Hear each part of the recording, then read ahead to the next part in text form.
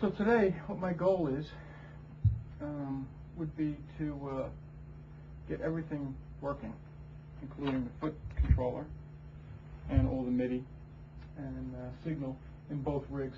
So it doesn't look like we're very close, but I'm hoping that the next couple of hours will be kind of fruitful. And then this way when John comes in, we could at least get a rough idea of what's happening tomorrow, and we can start some basic programming. So the thing that works out really well with all this the Planet Waves adapters is that it allows all these effects are XLR in and out, and these allow me to use male and female XLR at 1/4 inch, and then I can run the 1/4 inch cables anywhere I need to, rather than to have to make cables or have a 20-foot cable that's XLR to 1/4 inch or a weird transformer. So these work out perfectly. What we're doing here is we're just setting up these Road Kings on top because, of course, our rack didn't quite fit the first time around, so we're getting that dialed. And then also, I ran little switch jacks for the channels, 4 channels, and I have a separate loop switcher for each Road King. And they're all going to switch together, so we're going to program them all 3 Road Kings to the same controller number. So all 3 amps will all change channels together. So Mike Bradley just informed me that they have this wonderful new item for the cable station line, which is one of the circuit breaker plugs. And what I need is a shorted plug to go into this amp switcher so that the 4th output is always on. Because the 4th output goes to this rack. So I want it always on, I just want to be able to switch the amp on and off. So you can actually use this just as a shorted plug, and you stick this in the amp select jack, and it's a foot switch, and then it'll be always on. You could also use that for any of the channels or any of the foot switchable items on any amp, which is kind of cool because it becomes an instant foot switch, and you don't need the cable and the switch and on and off and make sure it's on. So you just stick it in the thing, and it works as a shorted plug. I don't know if that's the intended use, but I'm going to use it that way, and it's going to work nicely.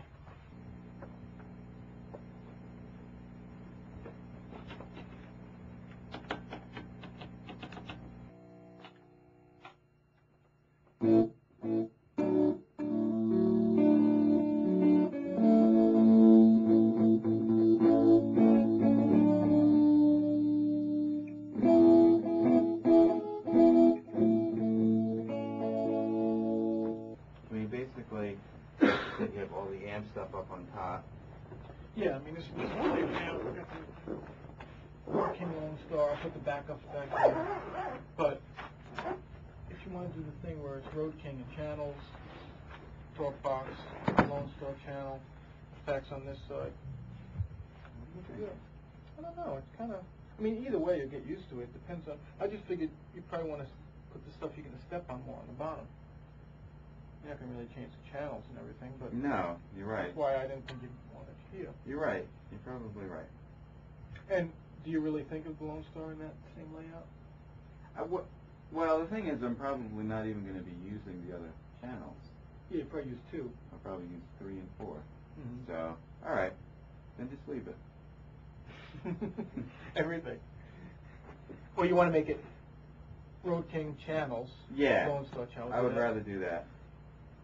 Okay, so Road King, 1, 2, 3, 4. Oh, I see why you did it this way. You just did the 3 different amps first, yeah, amps, and then channels. Then channels. I mean, either way, it'll be labeled, and that's what I was going to label it. King, Star, Talk, King 1, 2. You know what? Let's do it that way. Yeah. Yeah. Let's do it that way. I have a massive list of songs. So you can do like the different sets. You can do 5 sets. Mm-hmm. And each one could have 50 songs. So we'll just Right. go into song mode. Right. And then it's, song 1 through whatever. Awesome. I could actually, I have, because Mike is so anal, I have a list of the songs in the order that they'll appear. Perfect. And I have like the first 5 shows set lists. Okay.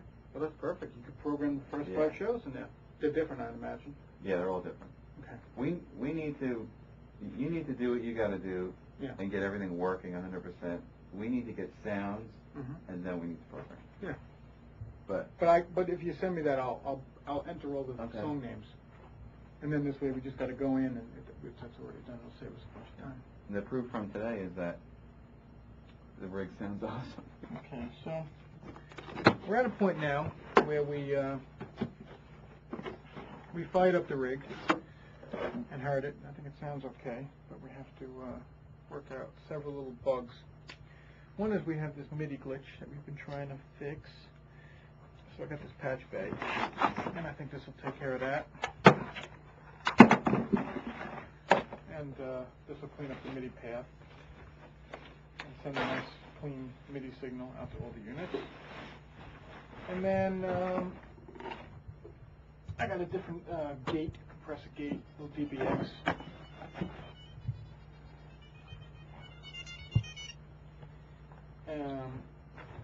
So we got this DBX to just for the dirty side. We tried the other one, but it didn't work out. And then hopefully the rack will get here. We'll put all the stuff in, get all the little pops and clicks out of it. We ordered 2 new mixers because both of them were broken. So pretty much today I'm just going to go through and I'm going to troubleshoot all the problems. Start really from the basically just start from the input of the amp, make sure there's no hums and buzzes, and then I'm going to add in each unit at a time and make sure the polarity of the cables are all correct, directional. And if we add one unit and a noise pops up, we know that the ground loop or the popping or the impedance is incorrect in that unit, and then we can kind of attack that. Each thing has it. I mean, that's a super high gain thing, so that's not too bad.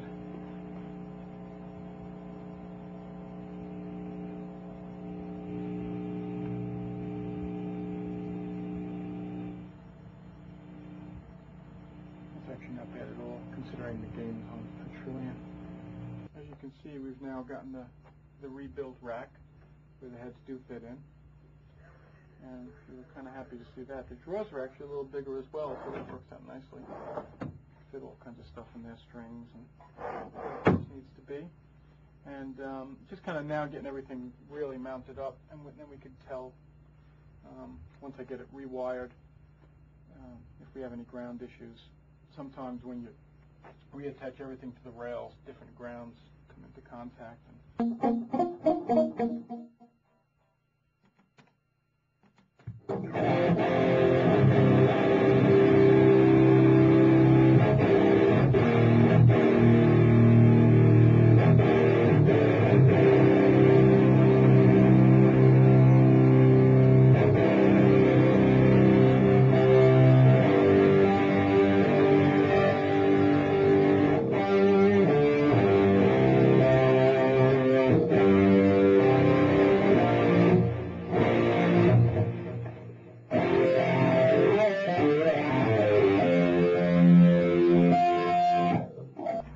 So we're just about done at this point, or at least to a breaking point, because everything has to leave for Europe. And I think we're at a pretty comfortable point. We spent the whole day yesterday with John programming, and I think we've got most of the basic sounds, and we just have to program them into songs once we get to England. But everything cable-wise has worked out exceptionally well, and just have to make a couple more panels like this and interconnects, and then we'll neaten all this up. I tried, in doing this, for the most part, to keep the audio on the left of all the racks and the signal down the center, and hopefully that'll keep any conductance noise to a minimum. We seem to be pretty quiet at this point. I don't envision much problems. For such an elaborate rig, it's actually not too bad. So we could tweak that and get it to a point where it's pretty quiet. So thanks again. Everything has been really exceptional over here on the waves, and everything's working out great.